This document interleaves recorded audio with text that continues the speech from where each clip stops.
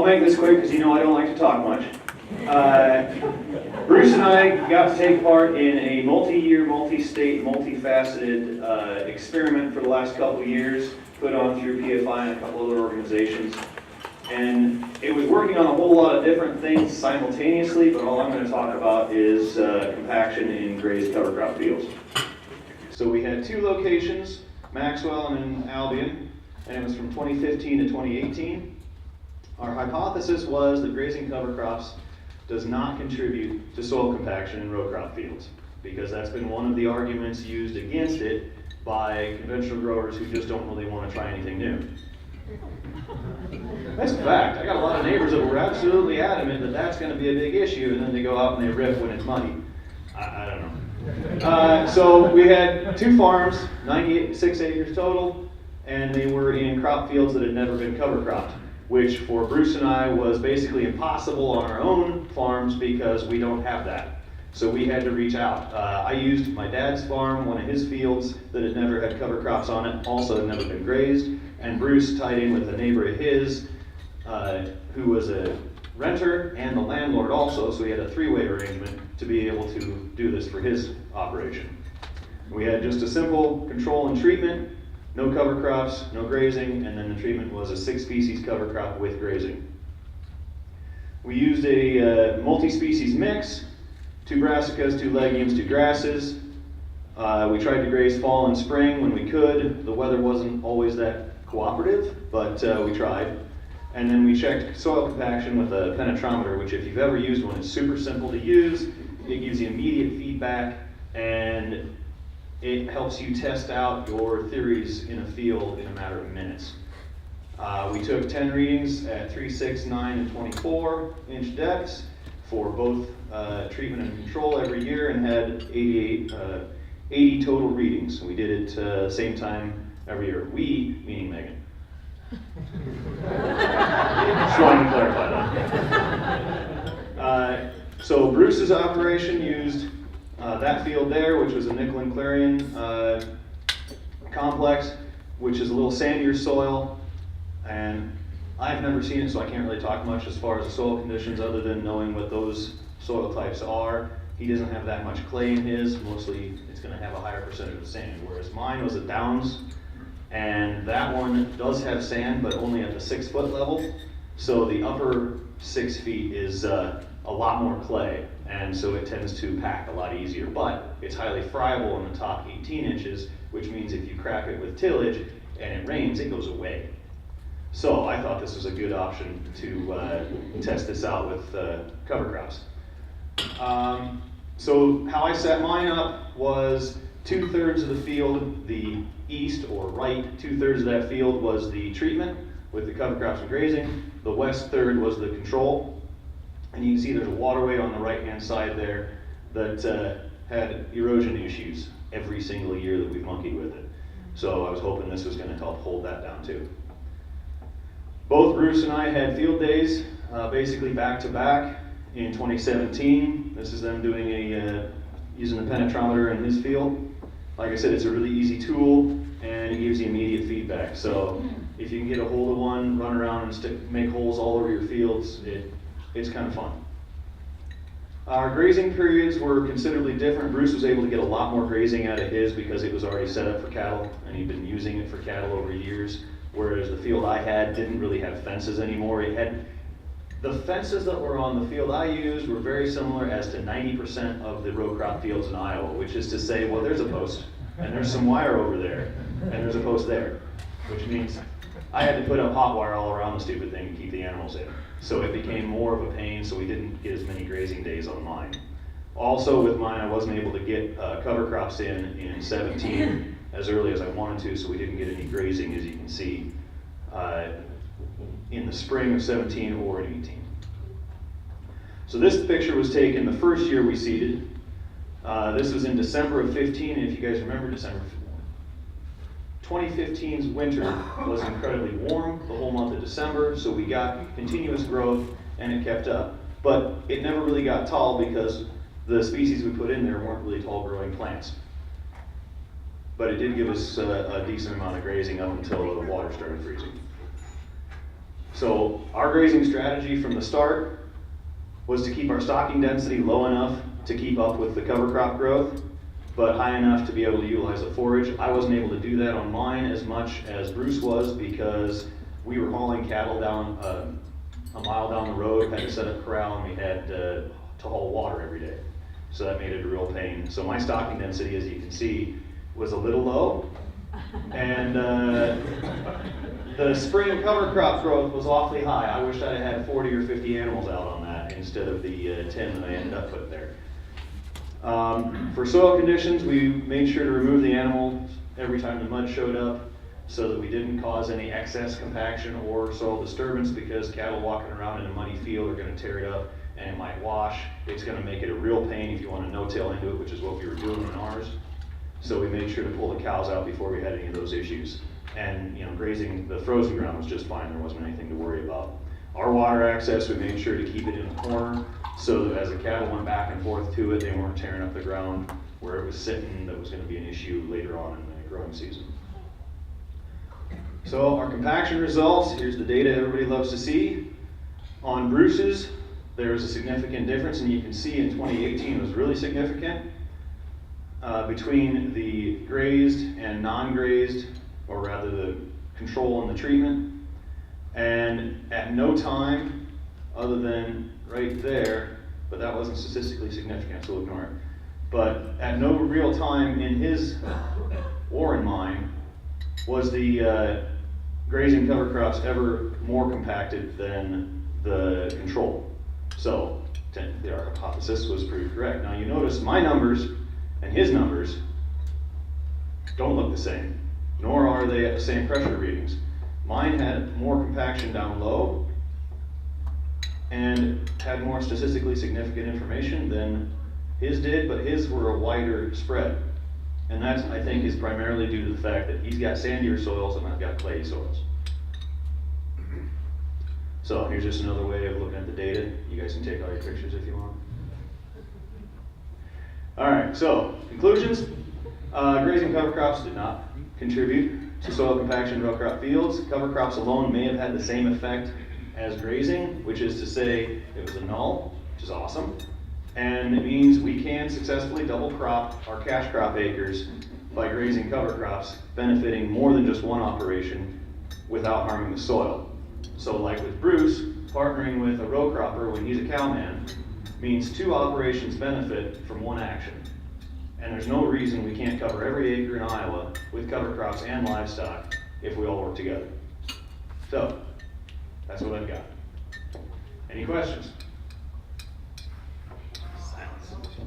Perfect. What was the density of stocks on your farm? I mean, number of cattle on your Oh, yeah. it was different depending on what you used different. Right there. The animal units are listed. Oh, okay, that's right there. Okay. Yeah, you can see the stocking densities here. The animal units that he got on his versus mine, it's just simply a matter of our operations for one thing, because while I had 25 acres I could cover, I was only putting animals that I was comfortable hauling back and forth, and so I had a smaller herd to put out there. Are those animal units per day or are those animal units grazed for those 16 days? It was animal units over the. Repeat the question. Scott asked if this was animal units per day or over the entire time. So this was animal units over that entire grazing period. So like 127 for the 20 days. Yep, that's right. Can you tell if, what's my question, is there a middle ground? You've got the livestock be undoing or compacting ground that these cover crops are uncompacting. Is there the test in that? Right, so the question was, are we basically counteracting the benefits of the cover crops by putting cows on it? And the idea of this was to see whether or not that would happen, basically, and not really. Didn't test for that. Well, we didn't test for it, except in mine, in 2017 and 18, I didn't have cows out there. So there's your benefits, but 2017 was actually a rollover from 2016. So I would say if we're counteracting it, one, we don't have enough data because we did not replicate this trial enough. So that's one of the things to take away, is this was not a fully replicated trial, so the data, while significant to us, is not scientifically significant enough to be able to extrapolate a whole lot from it. I would say yes, in certain areas, like where I had my water, or places that had a better take on a certain cover crop variety that the cows liked, that probably suffered, because the cows are just there more often. So if you're gonna walk around in one spot too much, then it's gonna get bad. But over the average of the whole field, I would not expect to see any difference. I see you didn't measure it, but did you notice any differences in soil moisture content between the two treatments? Because that can affect penetrometer. So along with all of this data, we also did water infiltration and a whole bunch of other stuff. And Megan, you want to answer that? The compaction readings could potentially be influenced by the amount of moisture in the soil. Do you want to put up the rainfall slide? Oh, yeah. That's the very last slide. So we did track rainfall. Most of the time that I was out sampling, the soil was very dry. There was no time where there was muddy soils when we were sampling. With the second week of June, it was hot and dry. I guess the other thing, both of us pulled cattle off if we got too much rain. Yeah. Yeah, we were trying to be real careful on that, so we didn't confound the results. Do you think that's the most important part of this, is proper management? You guys So- keeping an eye on those kinds of things? So proper management with cover crops is pretty much the key to making it work or fail.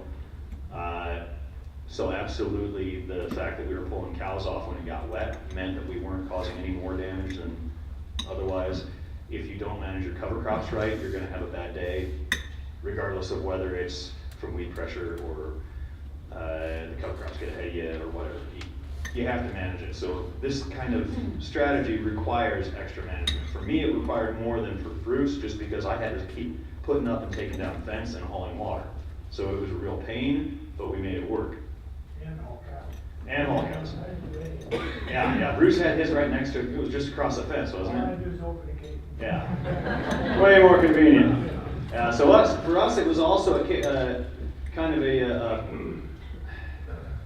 a test to see if it was worth hauling cattle around, because we've got a lot of ground that isn't near home, which means we'd have to haul cows to it, and I've been wanting to put cows on stocks, but every piece of ground I want to put cows on doesn't have fences, doesn't have water. So that means I'm hauling cows, building fence, and hauling water, which doesn't sound like much fun, so I was trying to test and see, or use this experiment to see if I really wanted to do that. And at this point, the larger acreages justify it. Smaller acreages or too little cover crop growth, like, where was it? So that, if I hadn't been doing this experiment, I wouldn't have had cows on that, because that was a real pain to haul water for 2 weeks for that much growth. You know, on 25 acres, it just wasn't worth it. But that, I wished I'd have had 40 or 50 head on that, because there's so much feed there. There was no way they were gonna get ahead of it. Once it started growing like this and it took off, they never kept up. And so I could have easily utilized all that spring forage. So it's a matter of watching how stuff is growing and managing accordingly. And some years you're just not gonna get it. In 2017, I just didn't get the growth. By the time we came in to plant this spring, there was a little bit of forage out there, but it wasn't enough to justify putting cows on right before planting corn, so we just put it down and planted.